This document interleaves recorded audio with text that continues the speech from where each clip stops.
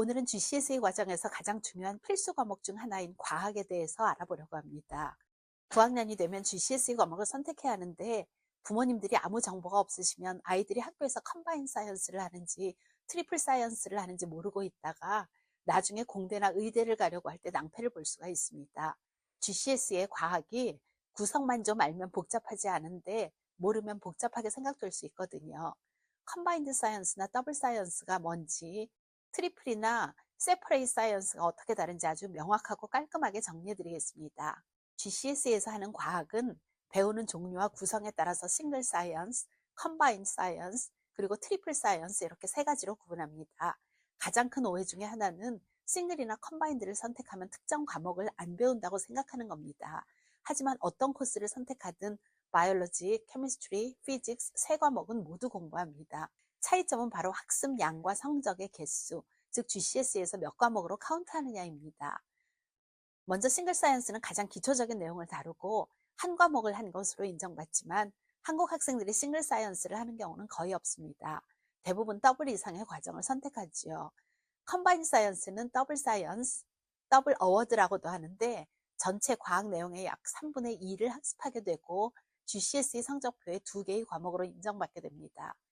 마지막으로 트리플 사이언스는 세퍼레이트 사이언스라고도 하는데 각 과목을 더 깊게 공부하고 바이올로지, 케미스트리, 피직스 각각 3개의 GCSE 성적을 받게 되지요.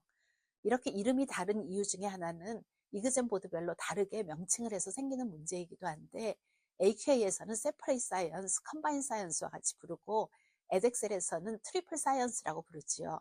과거에 사용되던 에디셔널 사이언스 같은 용어들은 현재 대부분 컴바인드 사이언스로 통합해서 부르고 있습니다. 학습 내용에서 트리플 사이언스는 훨씬 더 깊이 있는 내용을 다룹니다. 예를 들어 물리학의 스페이스 피직스 같은 단어는 트리플에서만 배웁니다. 시험 시간도 다른데 AQA 기준으로 컴바인 사이언스는 시험당 1시간 15분이지만 트리플 사이언스는 1시간 45분으로 훨씬 더 길고 까다로운 문제들이 출제됩니다.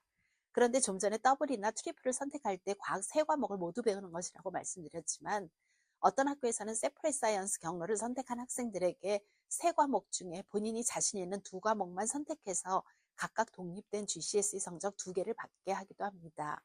이는 컴바인 사이언스보다 특정 과목을 더 깊게 공부하고 싶은 학생들에게 전략적인 선택지가 될 수 있겠지요. 또 하나 중요한 점은 티어 선택입니다.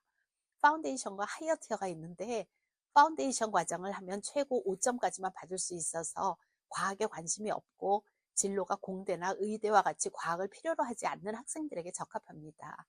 하이어 티어는 4점에서 9점까지 가능하지만 점수가 낮으면 U를 받을 수도 있습니다. 낙제 점수지요. 특히 컴바인드는 모든 시험을 같은 티어로 봐야 되지만 트리플은 과목별로 티어를 섞어서 볼 수 있다는 장점도 있습니다. 그럼 우리 아이는 어떤 것을 선택해야 될까요? 트리플 사이언스는 과학에 열정이 있고 성적이 우수한데 나중에 의대, 약대, 공대 진학을 목표로 하는 학생들은 반드시 트리플 사이언스를 선택해야 합니다.